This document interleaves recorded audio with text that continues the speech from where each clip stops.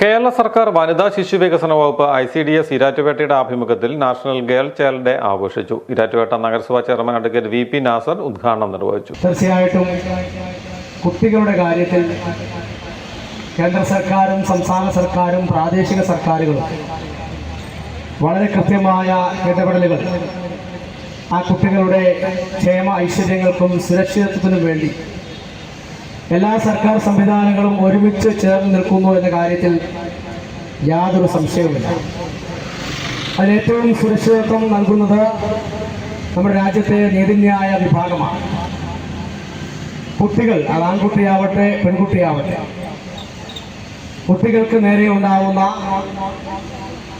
ഏത് തരത്തിലുള്ള പ്രയാസങ്ങളും ബുദ്ധിമുട്ടുകളും അവരെ ചൂഷണം ചെയ്യുന്ന ഏത് പ്രവൃത്തികളും അതിനെ തടയുന്നതിനും നിയന്ത്രിക്കുന്നതിനും വേണ്ടി അതിശക്തമായ രീതിയിലുള്ള നിയമ സംവിധാനങ്ങളാണ്, കോടതി സംവിധാനങ്ങളിലൂടെ നമ്മുടെ രാജ്യത്ത് സർക്കാർ നടപ്പിലാക്കി വരുന്നത്.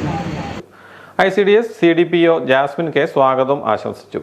പരിപാടിയോടനുബന്ധിച്ച് ബോധവൽക്കരണ റാലിയും കുട്ടികളുടെ ഫ്ലാഷ് മോബും അംഗൻവാടി അധ്യാപകരുടെ തെരുവ് നാടകവും അരങ്ങേറി.